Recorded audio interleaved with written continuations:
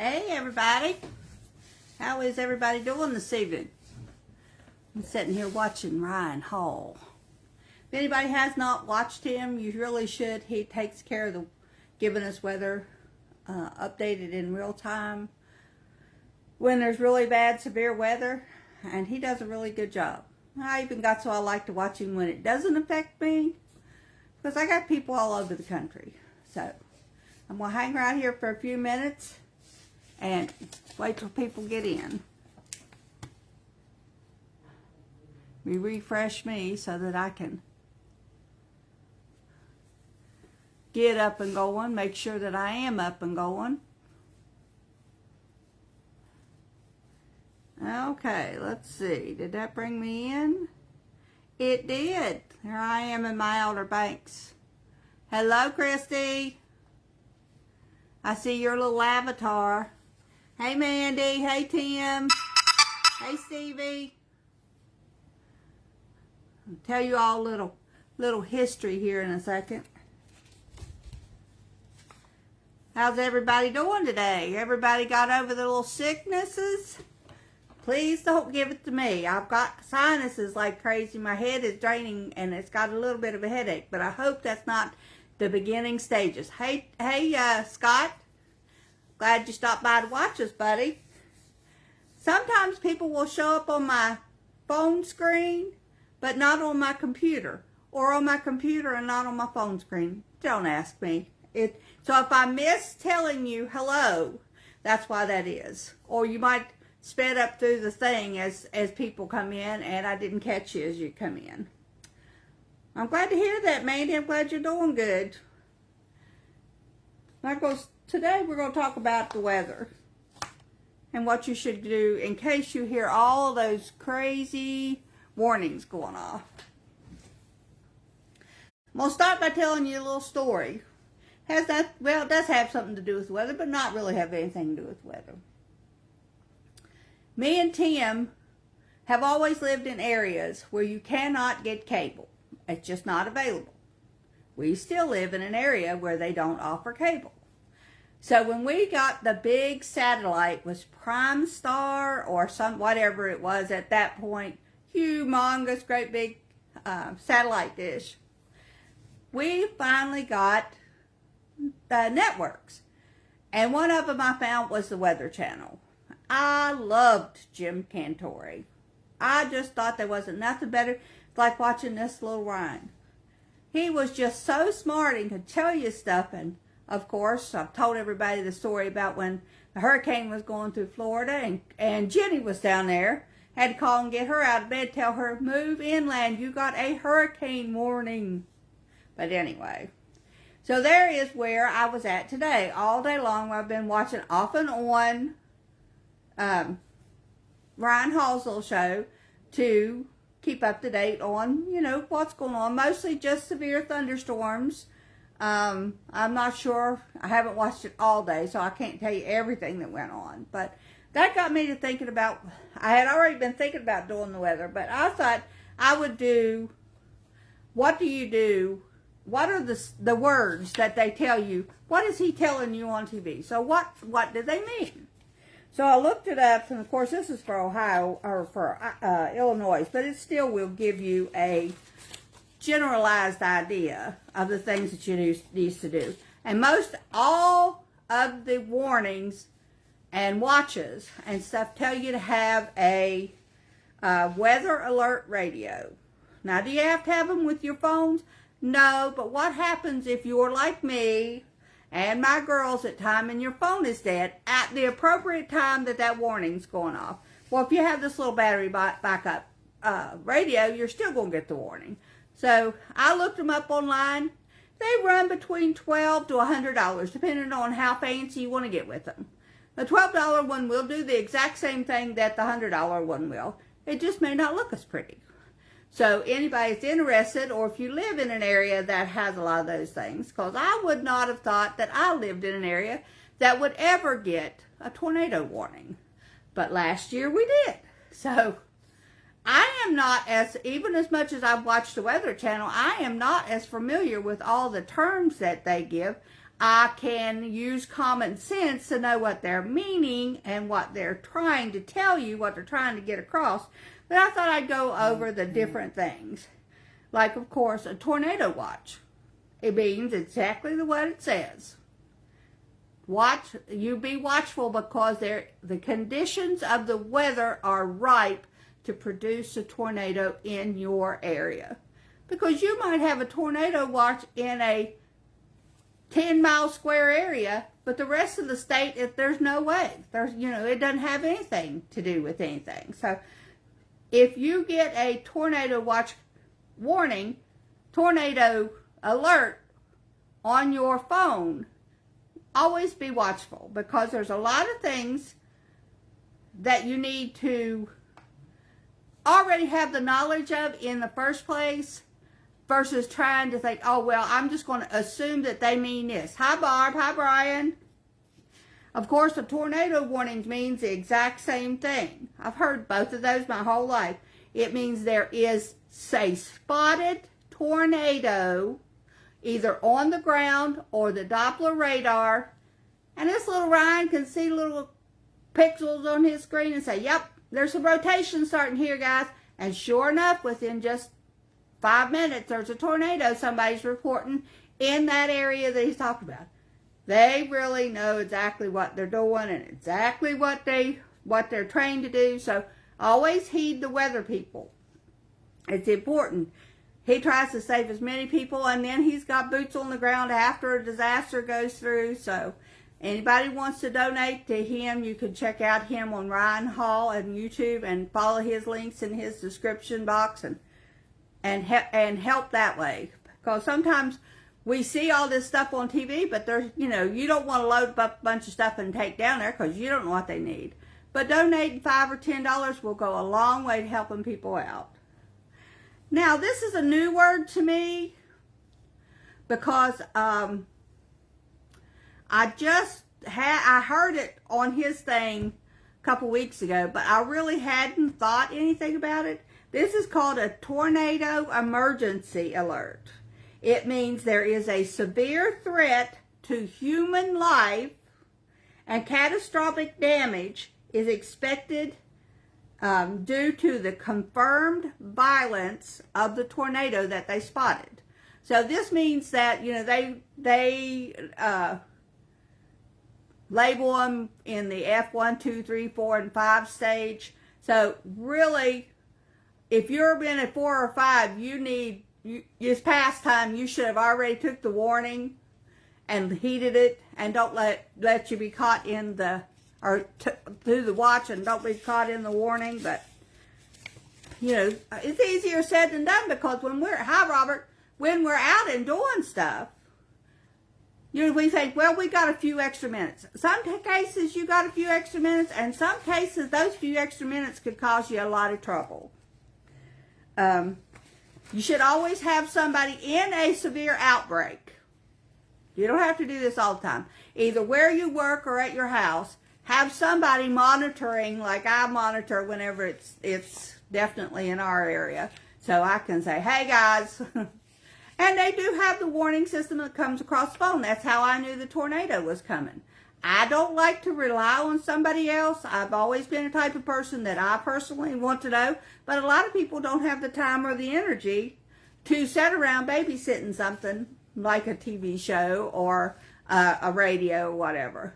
But just be mindful, you will know when the weather conditions just do not feel right. At that point, when you see that sky getting dark or the wind starting to kick up a little bit higher, kick your Weather Channel on and see if anything bad's coming in your area, and do the appropriate steps.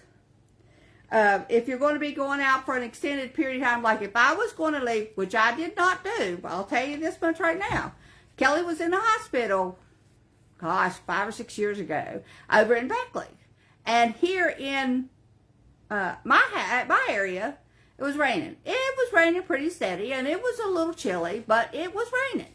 Hi, Stanley. Hi, Laura. Hi, Jentsu. But that didn't really matter because, I was just going to Beckley and back, and I knew how to drive in the rain, and I thought, well, okay, I'll just watch for black ice.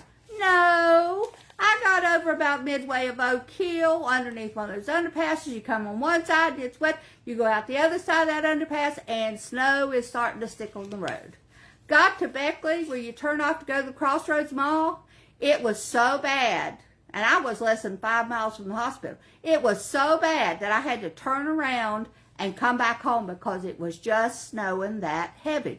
And my sister Julie said that there was tons of accidents, you know, in about that same time that I was over there. But you couldn't drive a tenth of a mile and be 100% certain there wasn't a broke down or stopped car in front of you. You had to go at slow enough that you could be able to see in front of you, but fast enough so somebody wouldn't hit you from the rear. So I learned my lesson. Check the weather in the area that you're going to, not just the area that you're in, because just as short a distance as it is from here to Beckley, the weather changed that drastically, that quick. Now, on the way back, when I got back to that same underpass, on the other side it was still wet, and it was raining all the rest of the way home. My mom, when we were younger, she told us of a time when her and Aunt Geraldine was caught out in a rainstorm. The people that know where Mom lives, I don't know what I'm talking about, they were walking up that lower road by Uncle Clinton's house. And said, because that was the road that you used at the time. They were right, and when they got there, they come across to where they lived at, and Mom said she was flying, and Aunt Mary was just taking her time. And said, Mom stayed high and dry. Aunt Mary got drenched. That's where the rain stopped.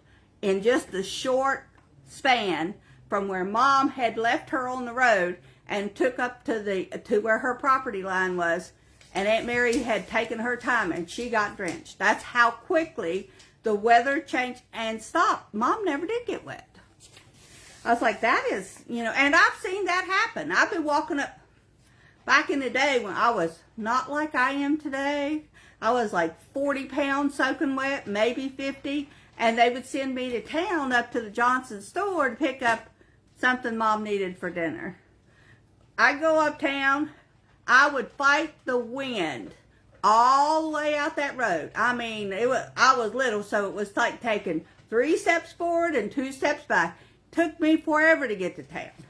Went up there, got the groceries I needed to get, come around, and I was shot back up the road. It took me half the time to get back because that wind was pushing me so hard that I was practically running coming back up that road. So weather is a unique factor of its own, and it affects people differently, but just keep in mind a watch, a warning, and the tornado emergency. It means it's here, and it's bad. Take care of business. It says after you're done, after the tornado, it says to get in a basement or an underground shelter if you have it, or like me, I have neither. I do have the little house. If it's not too right up on me, I can get to the little house with the concrete, cinder blocks. So that's good. But if not, this desk that I sit at all the time has a big open spot. Don't think this old fat girl ain't going to get in there and be underneath this sturdy desk, because Jan Sue gave it to me before they went to Florida, and it is the sturdiest thing ever. So if everything, unless it blows away off the top of me, I should be in good shape from anything falling on me. Now, if you seen this hole, you'd say, there ain't no way you were getting there. Now, I did not say I was going to be able to get out by myself. I said I'm going to get in there. And then Sam he'll probably be in there first, you know, just to say that. We'll be sitting in there cuddled up together. The cats better come and run, is all I can tell them. And the poor chickens better learn to fly. It says if you're in a mobile home, this is a modular, I mean not a modular, a double wide, but it's still a mobile home. We do have it anchored fairly good to the ground, but it's still a mobile home. So it says if you live in one, especially a single wide, to find you someplace that is more secure.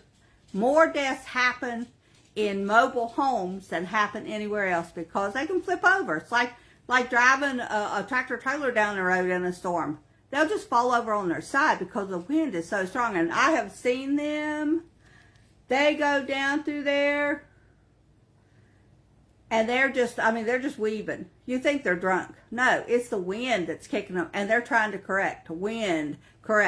So if you're out in a windstorm, stay as far away from a big truck and give them the whole road if you can, because they need it. It's scary. It's scary for me to watch them. So I can't imagine what it's like for them to be up in the truck fighting this windstorm that's tearing them up. It just tells you, and if you can't get in there, if you don't have a heavy duty desk, find you a corner, an interior corner somewhere, and put pillows and blankets and mattresses, and in lieu of all that, just sit down and brace yourself and put into a position and put your hands over your head to protect your head so that you can, something won't crack your skull or something. And we'll read some comments and then we'll be right back. I don't want to miss all this.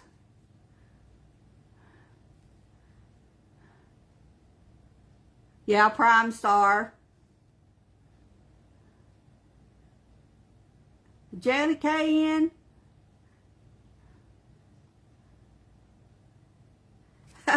Yeah, we all got sick after our trip to Florida, but I don't know what that was. It was a few of them had it really, really, really bad. I had the bathroom runs, but other than that, so far, I haven't had any other problems. One thing it tells you that I did not know, and I had just mentioned on our way to Florida, that if the rain gets really, really horrible, or if a tornado comes, we could just park under an underpass, that the storms ain't going to last but about 20, 25 minutes, and just sit there and let it go. They said, do not do that. Absolutely do not do that. It says, because the embankment under an overpass is higher than the surrounding terrain, and the wind speed increases with height. Additionally, the overpass design may create a wind tunnel effect under the span, furthermore increasing the wind speed. Many overpasses are completely exposed underneath, and most lacking hanging girders or crawl space like area to provide sufficient protection from debris, which can travel at high speeds even in weak tornadoes, and people stopping under underpass block the flow of traffic, putting others in danger. So that's not a good thing. So if you're caught out, if you can't get into a basement, you can't get into, you don't have an interior room in your house, and you don't have a heavy piece of furniture, and you're caught outside and you can't get to the inside, the last resort, they say to find you a ditch. Lay down in a ditch and do the same thing. Cover your head with your hands and hold on for dear life. But they do caveat that with saying, be mindful of a flood, because if this tornado is associated with a rainstorm, that ditch could fill up quickly. And then you're in for another world of hurt. So I do not know. The best thing that would be, and you see people out on the road all the time when he's telling these watches and warnings, they're still having to do the things that they feel necessary to do. But I mean, they're not. They're giving you all options that they have in their arsenal, but as a last-ditch effort, the ditch probably isn't your best choice, but it's your only choice. So if you start getting your butt wet more than what you think you should, probably get out of there. But tornadoes don't last a whole long time in one specific area, so if you can maintain it in a ditch for, say, 10 minutes or so, maybe you'll be all right. I don't know. I'm not Ryan Hall. I don't know those questions. Then after the tornado has come and gone, or the thunderstorm, or a flood, or a snowstorm, or any other natural disaster that they have, any of them, it doesn't matter which one it is, you should monitor the TV set or your radio for any, even to say your house is not touched at all, it's fine. but you want to check on Johnny down a couple of 3 blocks from you. His house might be completely destroyed. There might be power lines down. There might be gas vents that are open. So really be cautious. If everything you got is okay and you want to check on somebody else, be cautious when you're going there. Always be mindful of any power lines that are down. And if you smell gas, get out. Contact 911 or, just, I don't know, because they say also the biggest thing is do not make unnecessary phone calls. And I understand that too from listening to Ryan, because you're clogging up the cell phone system from the people that are in need of help being able to get there, get their call through, and the people that are doing the helping being able to get their call through. Because I am assuming that there's not unlimited cell phone service when everybody's on the phone at the same time. If you need to check on somebody, like I might need to check on Christy or Mandy, text them. Put a little quick text in there, say, I need an answer now, guys. And then they can answer back, yes, I'm fine. And then when the storm is done and everything is calmed down a little bit, then go give them a big hug and say, oh, I'm so glad you're okay. Hi, Margaret. Hey, Betty. You always have to be aware of hazards on the road. If you're running through a severe thunderstorm, it could have high winds, it could have anything. Well, you might be driving down the road, diddy-bopping, like coming down where we live at. You might think, oh, I know this road perfectly. That may not be 100% correct, because Tim, you went to work, he used to work for Oak Hill Garbage, and he was going out the road going to work on the same road that he had went through 3 or 4 years in the past with not thinking twice about it. And he gets up to a spot just above the Good Luck Cemetery, and there's a tree across the road. Well, he didn't see it in time before his car went into that tree. Luckily, he didn't get hurt, but it's that quick. Those things that you think that is normal, everyday stuff that you can do anytime, just be mindful that Mother Nature and the good Lord might have other alternatives. Might be something else that's in the plan. So just, don't take everything for granted is what I'm saying. Just don't take it for granted. Enjoy what you're doing. Another thing I did not know, I should have known this. I'll tell you why I should have known this. It says to avoid using corded telephones or other electrical appliances until the storm passes. Well, I should have known that, and I'll tell you why.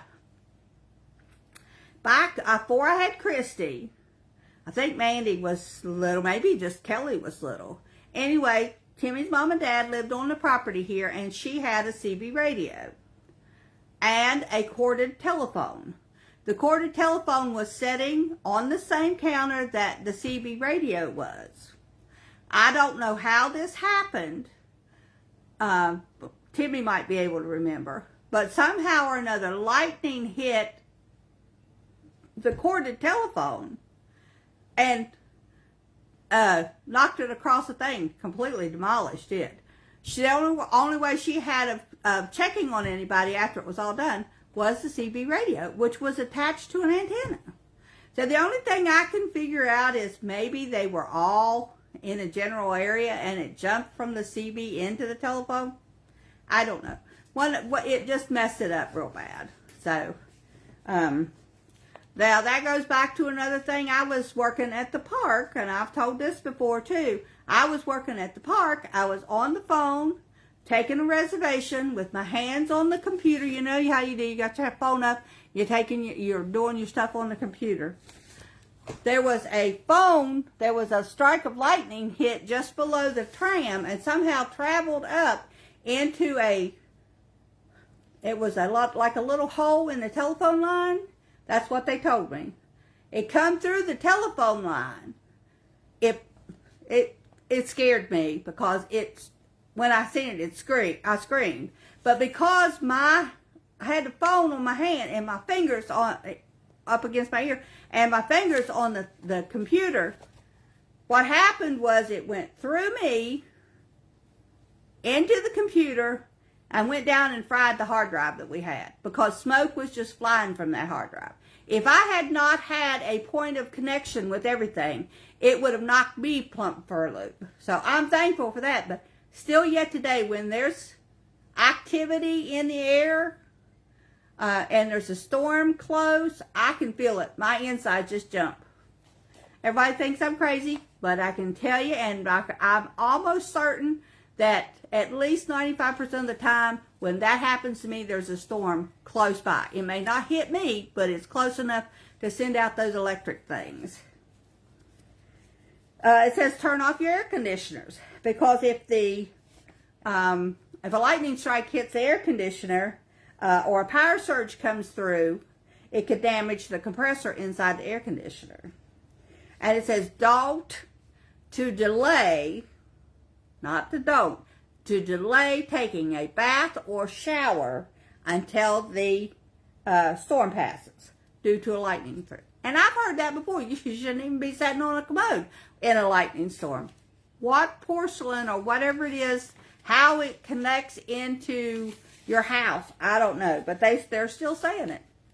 So this was, I think, like 2019 version of what's going on. So there we go.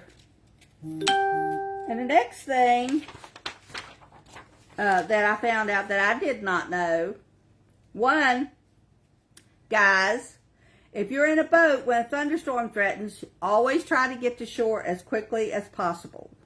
Don't get off of golf courses, sports fields, and out of swimming pools. Which I've heard that my whole life, but you know, you hear stuff so much anymore that you really, it just becomes second nature. And you sometimes practice it and sometimes don't. But they say there's a lot of death that occur from people that don't really pay attention to the weather. And it says if you're driving, pull safely to the shoulder away from trees and power lines. Lightning can flash from trees or power poles and strike the vehicle.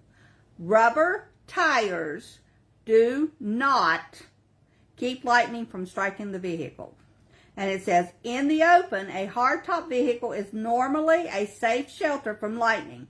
Avoid touching the metal parts of the vehicle when the lightning is nearby. So, and that's the same thing goes if for whatever reason you're out doing something and a power pole falls on you and that lightning or that power is going like crazy like it did down in Jackstown that time.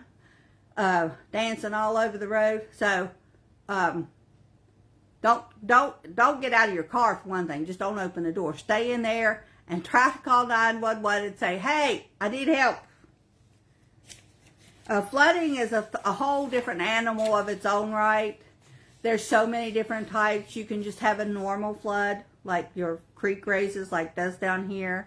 You can have a sudden flash flood. That's why it's so important to be familiar with your personal favorite weatherman, whoever it is, because he will have your best interest at heart to keep you out of danger as much as possible. Because a flood, you know it's raining, the creek's raising, blah, blah, blah, blah, blah. You know pretty much what's going to happen.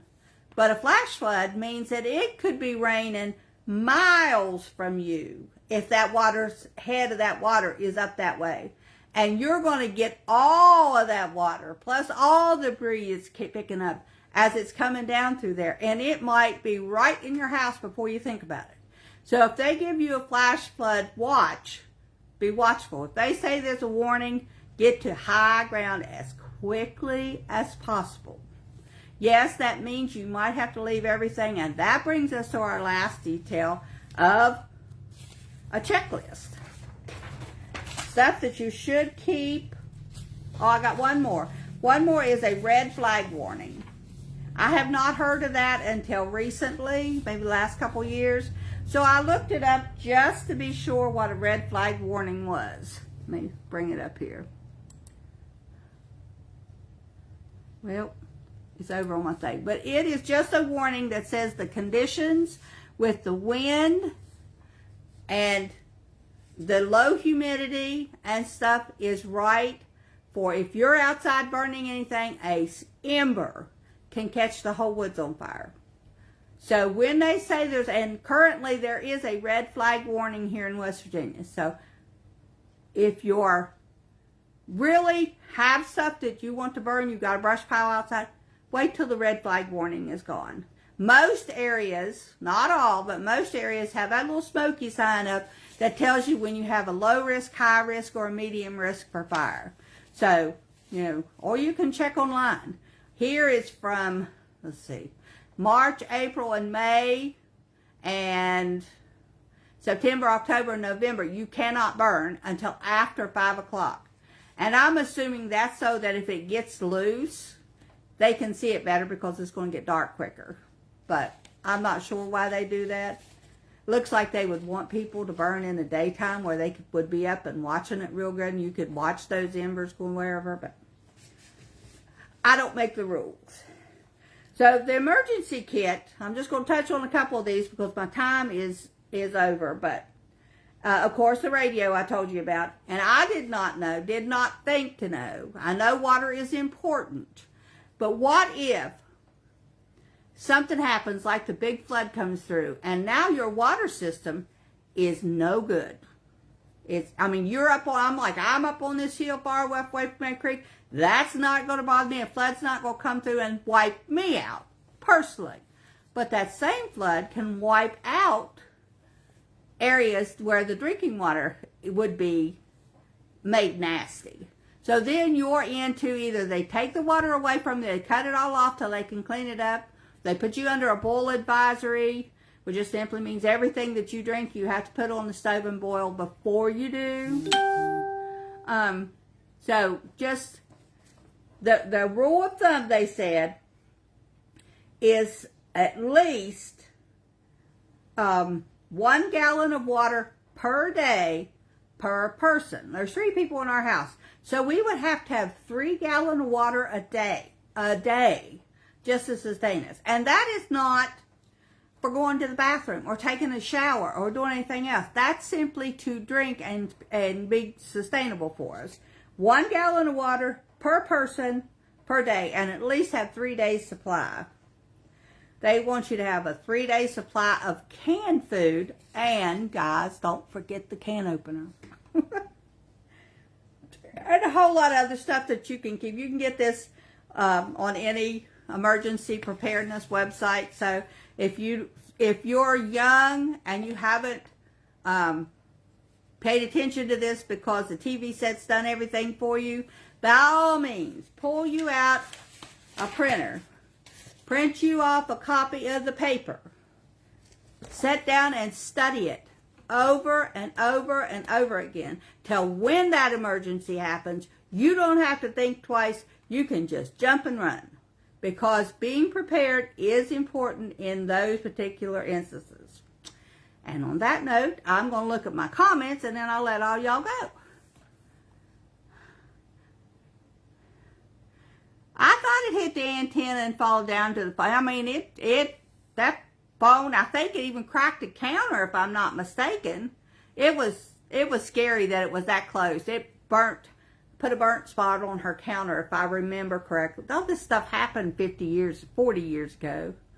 Probably 44 years ago. We lived in a lean-to down below her house when it happened.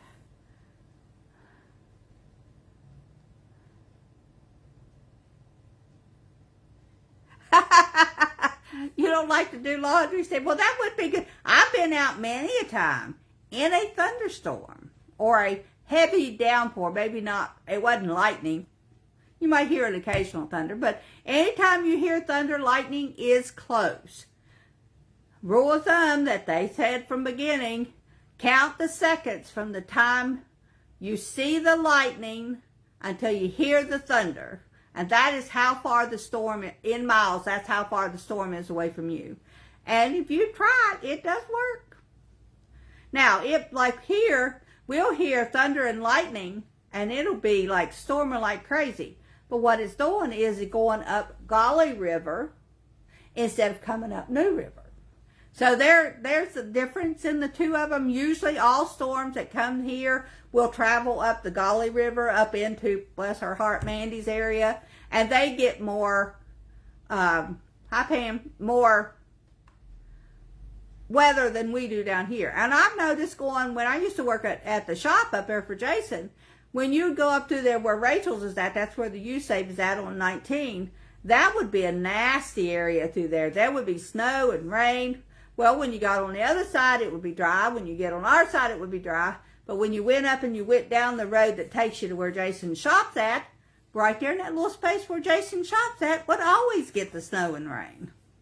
So, I don't know, there's just little patches of specific spots that get weather more frequently than others. And so far, we're lucky we don't live in that particular spot, so I'm glad of that. Yeah, I've heard of that, not to get in a shower or take a bath or anything when the storm goes through. Like I said, all these are stuff that was told to me when I was a kid, but until I actually went to researching the names, they didn't really, they weren't prominent in my mind. They were stuff that I do automatically. But I thought, well, I'm going to come on and tell everybody so that everybody that watches this particular episode will be able to refresh their memory, refresh their things. So whenever the stuff happens, because as you can see, in the last 3 weeks, we've had 4 major storms go through the Midwest. 4 of them. And me and Timmy were traveling to Florida during one of them. Thank goodness we went on a day when most of it was from West Virginia to North Carolina. The rest of the trip was beautiful. But I did not know that when we took off. But on faith and wanting to go see my brother, that bad, I got in the vehicle with Timmy and away we went. And it was a good trip. God blessed us. Now, coming back, Timmy got sick, but... All right, guys. Well, I'm going to sign off. You all have a wonderful week. I will see you next week for Facebook Live. I have several crafts ready to be made for next week. I'm going to get them done, hopefully get them videoed, because I'd like to put up more craft videos. We'll talk to you later. Y'all have a wonderful day. Bye-bye.